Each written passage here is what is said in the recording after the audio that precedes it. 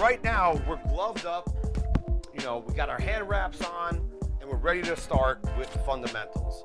The biggest punch in boxing isn't the left hook, even though it's damaging.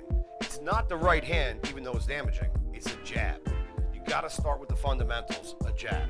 So what we're gonna work on right now is how to do a proper jab, the way I was taught from my man back home in Newark, New Jersey, Lloyd Marshall. Great trainer, Hall of Famer back in Jersey. Awesome guy. Fought Roberto Duran twice. Oh, what? Lost, but he still did it. And also in Panama City. This guy's got balls. Anyway, so what we're gonna do here is just work on the technique of a jab. And I'll show you the leg movement in a moment.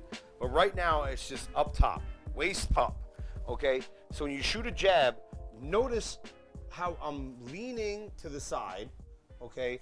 And then my chin is underneath my shoulder. So in case I get any kind of countering, it's not gonna be likely that they hit me. And notice where my right arm is, where my right hand is. It's covering my chin, And then at the same time, you could do that, but I like to do it on the side stance, as we call it.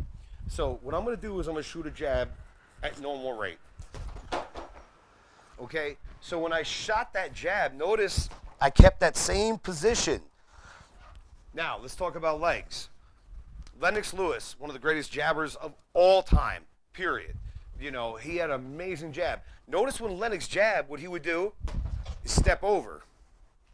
He'd always move over a step, for the most part. And then what happened after that? He'd come with that right. But we'll go there in a moment. All right, so let's take a little look at the jab. Slow. Now there's things to notice here. The hip movement. This is where you can get really good torque on your jab. Here we go. It's a heavy jab, but you could do it multiple times.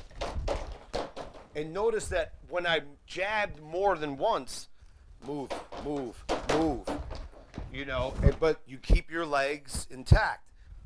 The things about the legs that is important with the jab is that when you move, you're pivoting.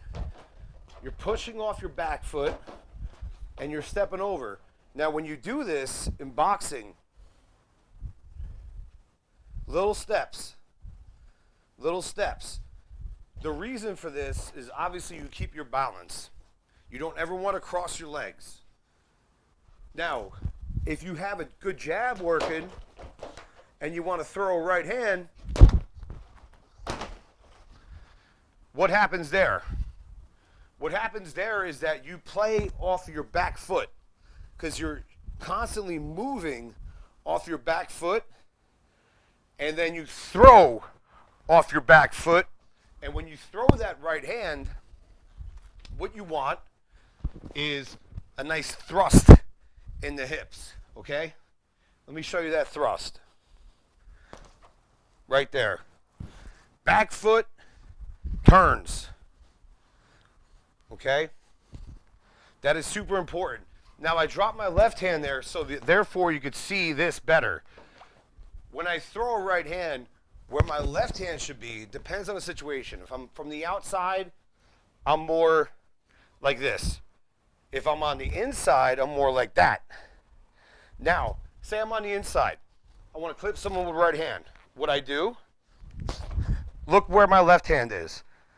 It's covering my rib cage, most importantly my liver, all right, and my nose. Now, when you throw a punch fast, your recovery should be double as fast as it was. So if I do a right hand,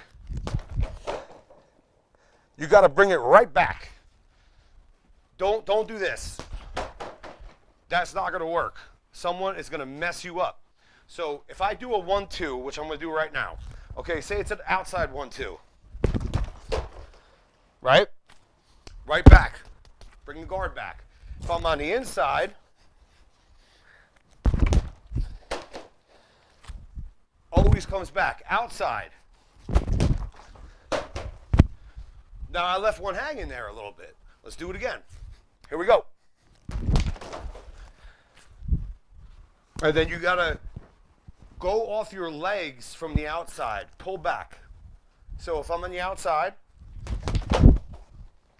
jump back or go to the side. But always protect yourself at all times. That's the most important thing. So let's recap a couple things here. We got a jab. My man always tell me, lean, lean.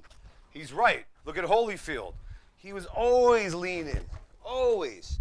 Beautiful jab on him as well. Mentioned a lot of heavyweights, but they had good jabs. You know, so you're leaning, and the same thing goes for the right hand. So with the right hand, you could do the same thing. Even if it's not even off a jab, you could lean. And what that leaning does, it makes you less vulnerable to get a shot. It will go over you, glancing blow, and then what does it do? It gives you significant power.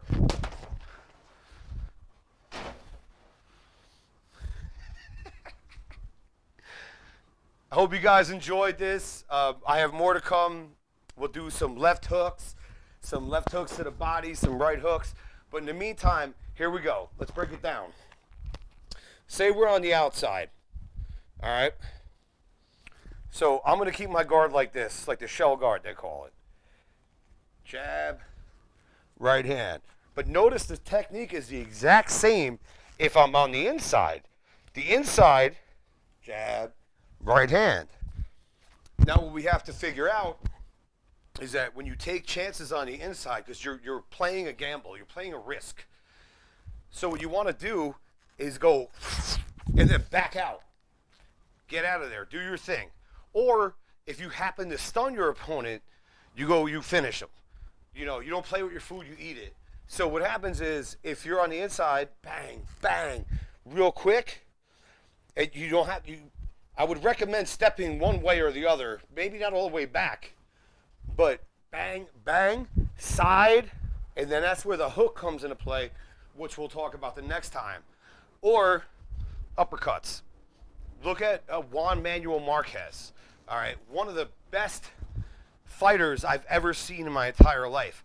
The guy was like a scientist in there, absolute consummate professional, and he would do scientific things.